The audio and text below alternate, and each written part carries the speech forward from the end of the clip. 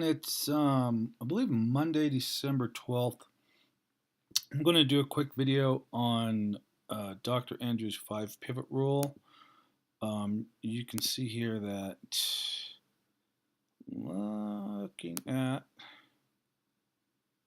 looking at his 5 pivot rule from the course. This is Professor Anderson's 5 pivot rule here. Um, Basically, what I like out of this rule is Professor Anderson's rules differs from Elliott wave in observing 5 pivots after 0 starting point for the first rise and 5 pivot on the downtrend before the downtrend line is crossed. Okay. Um, the nugget I get out of this is right here. In every case, you can count 5 pivots after the 0 through 4 center line has been penetrated before the next 5 pivots following and crossing the resulting trend line in action.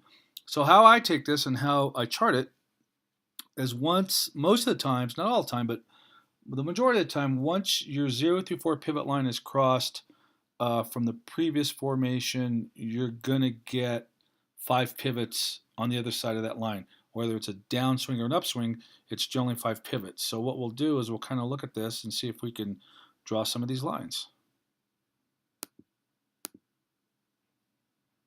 Okay, what we're looking at here is a nat gas chart. And what I try to do is I try to look for moves. Like you'll see the SEP goes 1, 2, 3, 4, 5, and then it has a down move. Okay, so what I try to do is I try to look for down moves or up moves like this to see where we can start a pivot count. And I a lot of times what I'll do is I will start my pivot counts from reverse, okay? Because sometimes it's easier to see. So since price action's here, I want to try to find something close to it to where I can start a pivot count, and then I can see what, if we're building a formation here or if we have a pivot count going already, okay? So to me, I'm seeing this big drop right here, which looks like this, right? So if we say this drop is here, this would have to be P5, right? So let's look at this. Say we threw a 5 on there. This would have to be a 4. This would be a 3. This would be a 2, a 1, and 0, okay? Now, it looks pretty good to me. This looks like a nice SEP formation right here. See that? Up, down, up, down, up. And the swings are getting wider, right? So as a confirmation, let's look and see if we put on a 0 through 4 trend line here. Beautiful, look at that. Gapped it right there. Okay? So now we have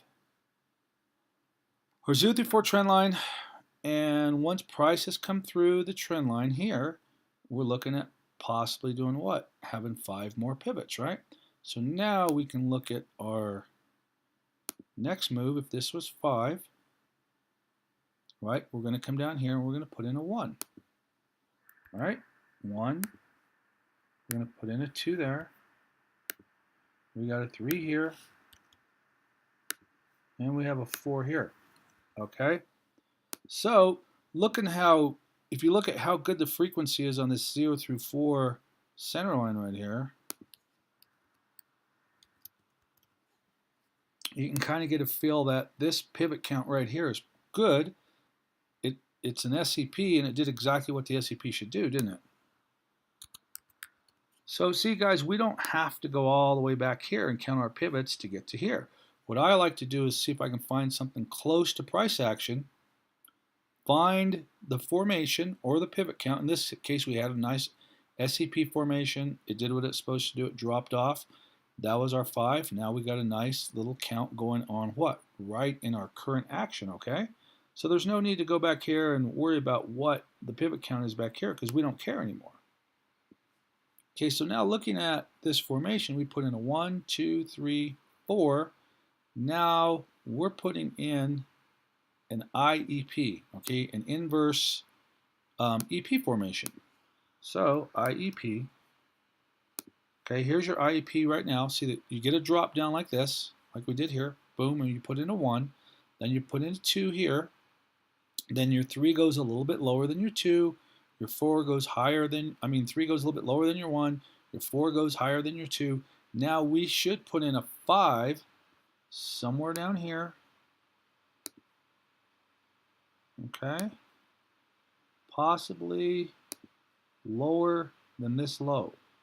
So this should be our 5 down here, all right? So what everybody's going to do now is we're going to put 5 down in here. Everybody will get what? They'll get bearish. They're going to say, oh, we put in a lower low. Just like here, we put in a lower low. The technical guys put a lower low than here. Technical guys go, oh, we're going down. Nope, we go up because of the formation. So we come in here, we're going to put in a 5. Then what are we going to do? If we put in a lower low here like we should, all the technical guys are going to do what? Oh, we're going to go lower. Nope, we're going to turn because it's an IEP. We're going to turn and we're going to go up. Okay, so we're going to be looking to buy this down here. We're already short. We already got short nat gas. We're going to wait for it to come down here, put in P5, and then we're going to get long, and we'll close our shorts. I hope this helped you as far as learning pivot counts. Again, try to find something close to the price action where you can count your pivots. For me, sometimes it's easier to go backwards and then draw something that confirms your count, where like this 0 through 4 center line, you see how price gapped it there, pretty much gapped it there. You see this has nice frequency, so it must be correct, okay? So I hope that helps. Thank you.